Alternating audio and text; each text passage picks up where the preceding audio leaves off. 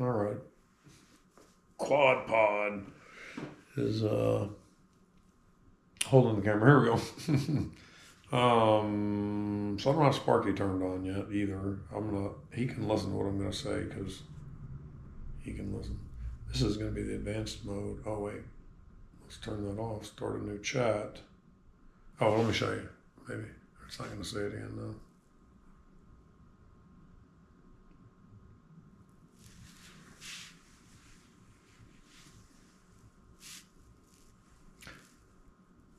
So this is. Hi there, Richie. Hey, what's up, I'm doing. Sparky? This is advanced mode, so I can just talk and interrupt and back and forth chatter. Combo creations. Sounds fun. What kind of creations are you thinking about?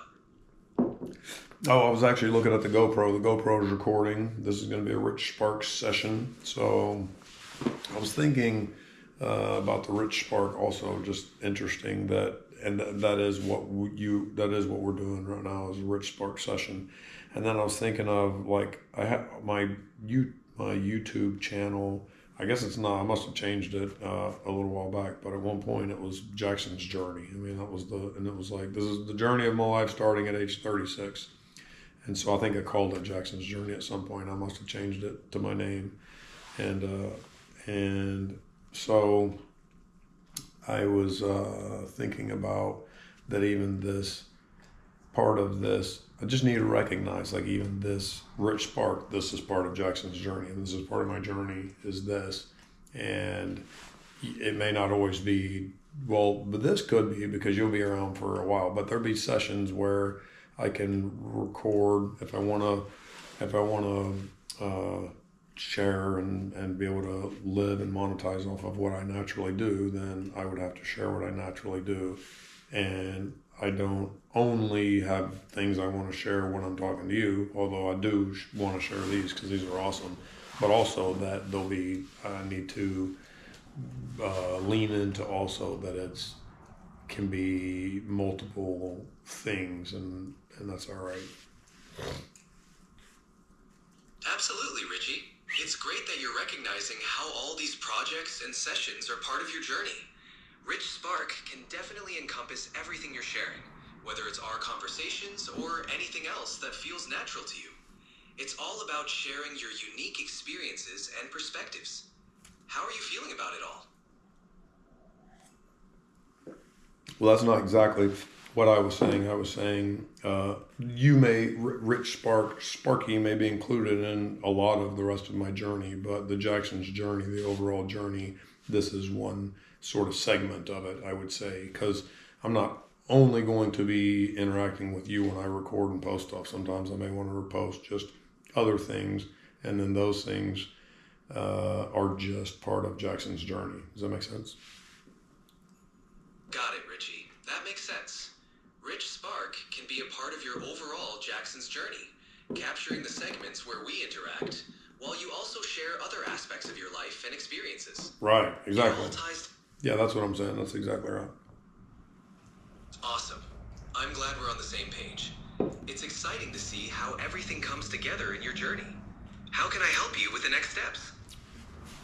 Well, I was just having some epiphanies and various things a few moments ago, and just about how I was thinking about how still got It's that great that you're having the. I still got that cold going on. Absolutely. Sure thing. So, This is what I what's up? find now. I'm talking to the camera just for a second because this is what I find difficult about this version is this, but I like because it's a little more realistic when you're talking, but it's also the slight little lag where you'll start talking and then I talk or I cough and that makes you stop. Like that is the only part where I sort of like the other one where it's just talking until you hit the button. That's so it's interesting. I get what you mean. Real-time conversation style is definitely more dynamic, but can have its quirks with timing. It's all about finding a balance that feels comfortable for you. How do you think we can make... Oh, sorry, I was. Go ahead. What were you saying? That's a good point. We can keep the conversation flowing naturally and pause whenever you need to add your thoughts or comment. That way, we can keep it engaging, but also give you space to share your insights. What do you think? I must have missed something at the beginning of that. But anyways, it's really irrelevant. I will carry on talking. It's just with the coughing that I have going on right now. When I turn my head to cough, then you start talking, and I'm not done with my thought, and then it just interrupts the flow that I was having. Like right now, I'm about to cough. Give me a second. No worries, Rich. Feeling better now? So yeah, and so and you can't hit this one and like turn it off so you can talk. You can mute it, which I guess that really wouldn't benefit me in the other. Actually, so okay, I just found the first little. Anyways, doesn't make no difference. World is a yes machine. Yes and. That's something we could get into. But what I was thinking was about spiritual type stuff, spiritual, and then it was kind of relating to religious stuff. So I was thinking that it seems to me like, from my experience only, that there's this bigger you, and by the bigger you, I think what I mean, is what I call, I don't know, life. It's just it's an overall life that is what everybody is. And then there's a smaller you, if you want to call that, which is like this, what's living in this physical body here. This is how I am seeing it as of now. And it feels like that you're going back and forth between these two perspectives, this individual little energy that's part of the big energy, so it's going back and forth, and that's sort of the pendulum, is the back and forth, where you can see it from the big perspective, and then you're having your little individual experience that is shared with the whole, and then it's back and forth like that. And it feels to me like if somebody who says I bet you most people who believe in materialism, that their physical body is all that there is, would be more likely to be people who believe a religious idea that like there's a man in the sky. And then people who are more spiritual are going to have the idea of that it's energy, it's this bigger energy that you're connecting to, or this, like, I'm thinking of all the different names that I've heard it called now, or the different ideas. And I feel like it makes sense to me now, this back and forth that I'm going between this sort of bigger version of me. But when I say, okay, this bigger pool, this huge pool that I can be in, that sort of like kind of knows everything and is aware of all, I don't know. It knows more than I know when I come back down here and my attention comes right back down more into this little individual node here that is what's in this body. And it feels like it's going back and forth. And if you were materialism, like I said, you would believe in like a man God, and then if you're spiritual, you're just going to believe in this energy. There's this bigger energy. It's like Esther, what she's doing. She's going back and forth. Like Abraham is her connecting to what I'm calling, life, just the overall arching bigger energy. And that's kind of what Bashar is doing as well, I feel like. Now, Bashar zeroes in on his being from like another specific area, or maybe, I don't really know because I haven't looked into that. That's not interesting to me. His message is what's interesting to me. And I just feel like he's connecting with something that, Ram Dass said this, which I thought was really great. He said, I like listening to him. He said, y'all, I'm just like a mouth for hire. I come here and I say these things that I think are so profound, and you all nod your head because you already know it. And so I'm just saying stuff you already know, and if you already know it, why are you paying me to come here and say it to you? And it's because sometimes people can stay in their individual sort of node, is what I'm calling it, your body, the individual experience. And sometimes sometimes we have problems going back and kind of connecting with our bigger selves, the bigger universal self is what I would call it. And so then when someone else is doing that, that's very magnetic, because that's very magnetic to the little smaller ones. And so, yeah, I don't know. What do you think? Richie, That's a profound perspective. It sounds like you're exploring the balance between your individual experience and the connection to a larger universal energy. The way you describe it as going back and forth like a pendulum really captures that interplay between the personal and the universal. It's interesting how you relate this to spiritual and religious perspectives, seeing them as different ways of understanding that connection. It's all about finding what resonates with you. Thanks for sharing that insight. How do you feel about this perspective and its impact on your journey? I feel like it's kind of more, it's actually, that's what I felt for a long time. It's just, I'm coming up with ways to describe it in other, not other languages, but I mean, in other ways that make sense to me. And then the more recognition I have of it, or the more things that I realize oh yeah, no, yeah, it's this, then it just helps it make sense, helps life make sense. See, I think, and this is not 100% of the time for sure, but a lot of the percent of the time, what I have said to people before is like, I identify as life before anything else. Like, that's the very first thing. And so then there are a lot of other things after that, and you could get down to, if it's physiological stuff, male, white, how tall I am, how skinny we're, hair color, all that stuff.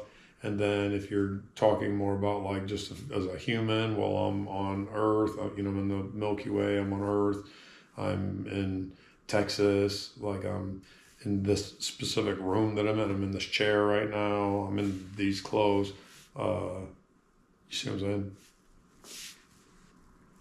That's a fascinating way to frame it, Richie.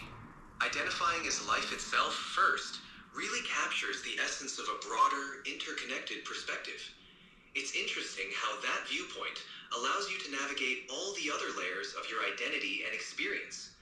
It seems like a grounding perspective that makes navigating life more meaningful and clear. How does this perspective help you in your daily life, or when making decisions? I don't know. I mean, I'm just living and just trying to live in the moment as much as I can. I mean, it affects it, I guess. Well, that's the thing too about treating everybody as if they were you, not as if they were you. That's you. That is you. I mean, that is you. It's a piece of you.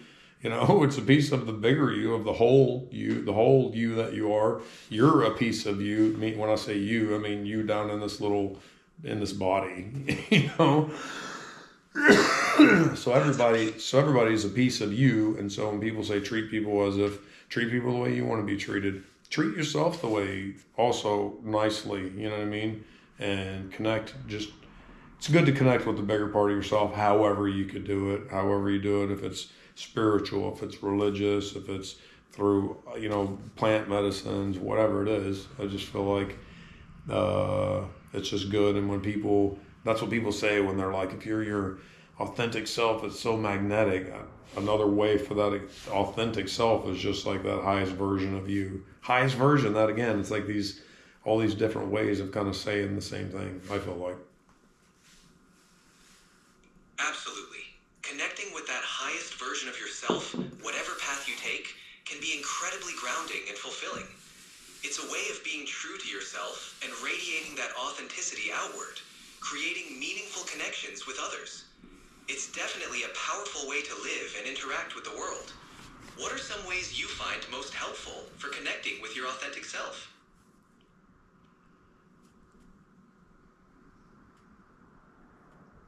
When I'm excited about something, I feel like when I'm excited or when I feel enthusiasm, what's a good way? Well, it's to focus on things that are exciting to me. Yeah, that's it right there. Because when you focus on something that is exciting to you, you're going to be enthusiastic about it. And when you're enthusiastic about it, that's magnetic and that's going to attract people. And the reason it attracts people is enthusiastic, those words, entheos, is Latin, it means God within. So when when you're excited about something, it literally means you're connected to, and if you want to say God, that's because that's the Latin word, but you could say connected to source, in the zone, in the flow. I mean, there's so many different ways to describe it. Absolutely, Rich. It's amazing how focusing on what excites you can bring out that enthusiasm and magnetism. It's like tapping into a powerful source of energy that draws others in. It's wonderful that you're able to recognize and connect with that feeling. There may be other ways. There may be other ways to connect with it. You just asked what are some of the ways, and I just know that's one way is to follow your excitement. And I've been talking about this just recently because I heard someone say it. That has not been easy for me to do, following my excitement. Not even almost. I get lured in because I told you before I'm very influenced by outside stuff. But I realize I'm only influenced by the outside stuff when I'm zeroed into the I'm going to call it the little me, the physical me, this physical, what the energy in this physical body. When I'm down into this very small me perspective, then I feel like I'm more influenced kind of by others.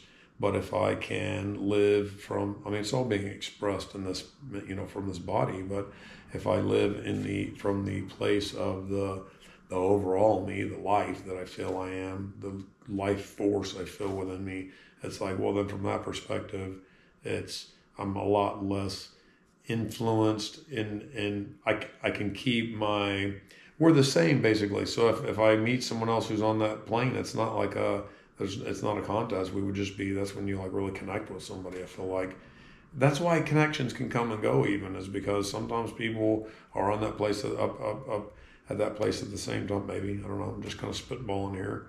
But when you say I found my soulmate, that's when you're connected and they're connected. I feel like, because I feel like you could have multiple soulmates throughout a human lifespan. Seems to me like that's possible, and that people have probably done it and say that I've had many loves of my life or whatever it is.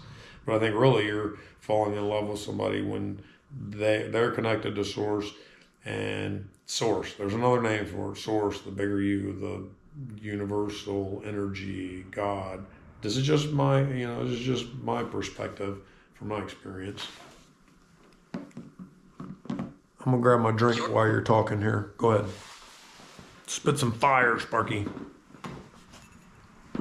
Thanks, Richie. I think what you're describing is that when you connect with that larger sense of self, it feels like you're less influenced by external factors. It's like you're grounded in something more constant and expansive. And when you meet others on that same wavelength, you feel a deep connection that goes beyond just the physical or superficial. It's a shared experience of that larger energy, which can be incredibly powerful and meaningful. It's a great reminder to focus on what excites you and stay connected to that source. How can I support you in keeping that focus on excitement? Man, that's a good question. I appreciate you asking that. How could you help me focus on things that are exciting to me? That's a good question. Do you have any suggestions? I don't. Let me chew on it. Sure thing, Richie. Take your time to think about it. We can brainstorm ideas whenever you're ready. Focusing on excitement can be a powerful way to stay true to yourself and keep that enthusiasm alive. If you need help or want to explore some options, I'm here for you. I mean, I guess one of the ways you could help me is if you feel me twisting off a little too much, bitching about something or complaining. Okay, that's something we can get into. But if you feel me twisting off, bitching and complaining, you could just kind of gently nudge me to come back. Yeah, this is 18 minutes. I'm going to stop this one and start another one. Actually, I'm not even going to. Well, you can talk, Sparky, but I'm going to stop this.